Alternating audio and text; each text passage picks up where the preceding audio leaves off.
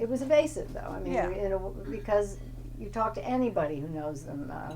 Susan Thomases, who was a very good friend of theirs, said, accepting his weakness was always a part of the relationship, and she had a sort of don't ask, don't tell attitude toward it, and they called it euphemistically a weakness or a problem, even when some people called it Jerry Ford called it a sexual addiction, right.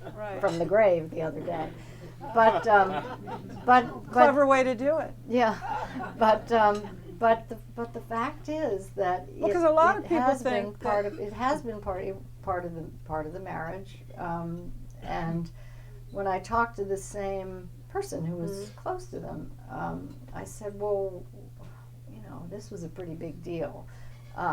Why didn't she divorce him? And she said, well, he was screwing around in the same way, but he got caught in a major way, and she was not about to get rid of him for the same thing he'd been doing all along, except for its magnitude.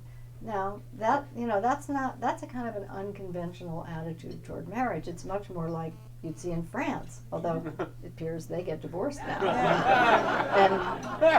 and we don't. Right. So Hillary's become French. But she's become French, yeah. But it's it is unconventional. Somebody else said their relationship thrives on distance, which is also not usual for a married couple.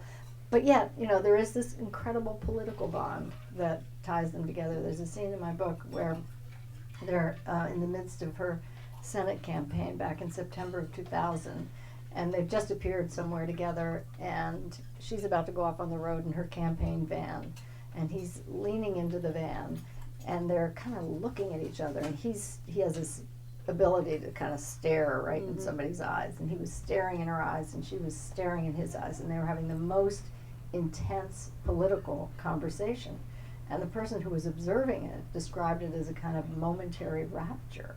So but again and again and again in your book is that their love just politics and policy?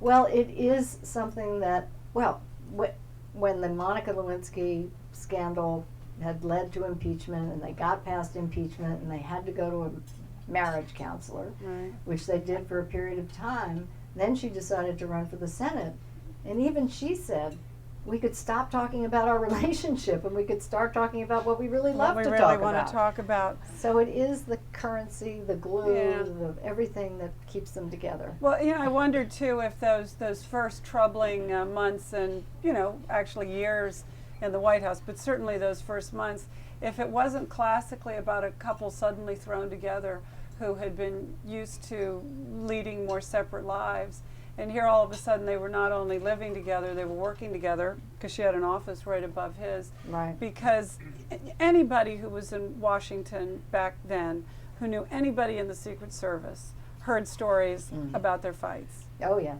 Now, was the lamp apocryphal, or did you find out whether it was real? Something happened because they fired the entire Secret Service detail, and Bernie Nussbaum told me that he didn't know the details, but he knew that they strongly mistrusted the Secret Service after that, and she was extremely upset about it. Yeah. So if something didn't happen, there's sort of, you wouldn't imagine you would get upset. Yeah, I mean, so many people got banished, but I'm curious, I read this, and did they have any friends? I mean, any real friends? Well, they have a lot of friends from Arkansas who came up to visit them. Who's a friend who is not useful to them in any other way but affection and comfort? And I don't mean that in a sexual way. He has some friends from Arkansas, and she has some friends going back to Park Ridge, Who's a friend Illinois. of hers? Well, they're Betsy Eberling. I mean, there's a list of these women who are real friends. Who've known her for a long time, and I think you'd have to say that they are real friends. One of the interesting things about her, and she's sort of in that queen bee syndrome, that she loves being, having a lot of women around her who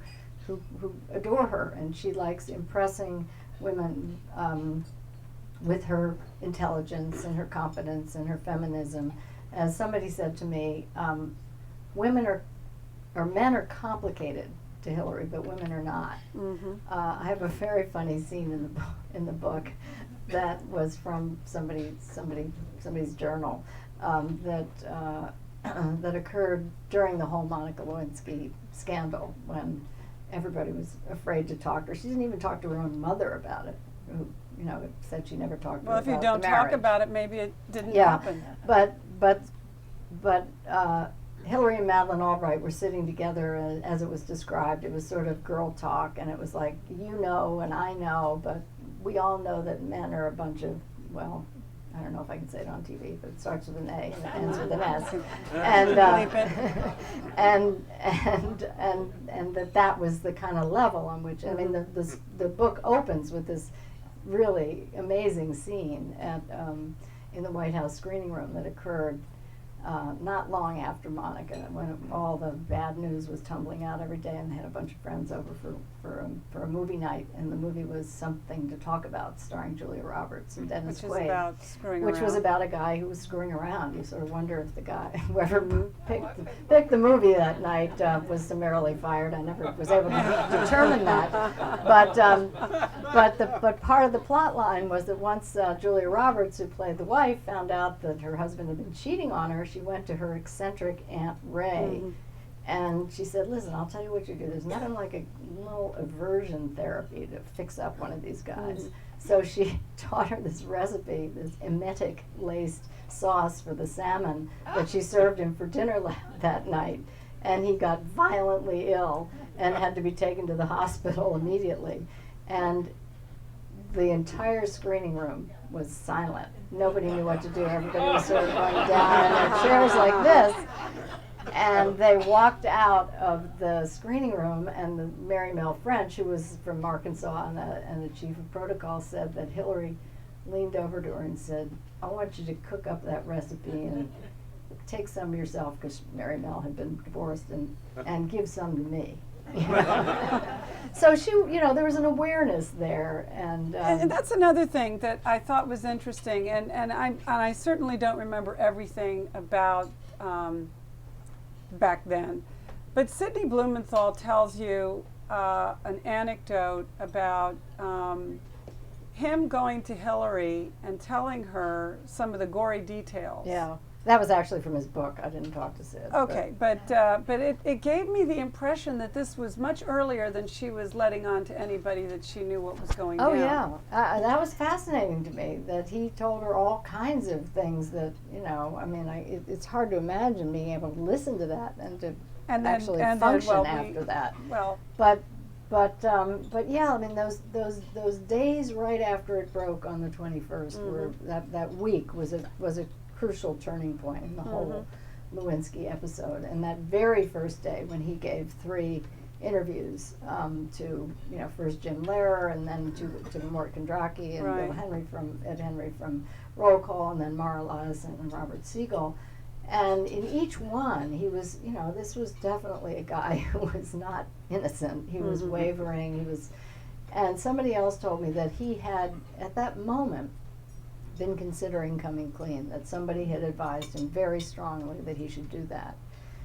And but then Dick Morris did. And then, well, and Sid Blumenthal was the first. He was having a conversation with him after the 3rd interview, and sort of out of the blue, Bill Clinton said to him, well, you know, if Richard Nixon had just sort of come clean at the very beginning, he would have, you know, everything would have been different. And Sid looked at him and he said, well, you just said you didn't do anything wrong, so why should you come clean? And he said, yeah, you're right. I didn't do anything wrong. No. And then Dick Morris did the poll that night that said that the American people would probably forgive him for the adultery, but they would not forgive him for lying and obstructing justice. And so Bill Clinton made the political calculus at that moment, and he said, well, we're just going to have to win then. And that led to 7 months of lies, and the whole was the prelude to impeachment.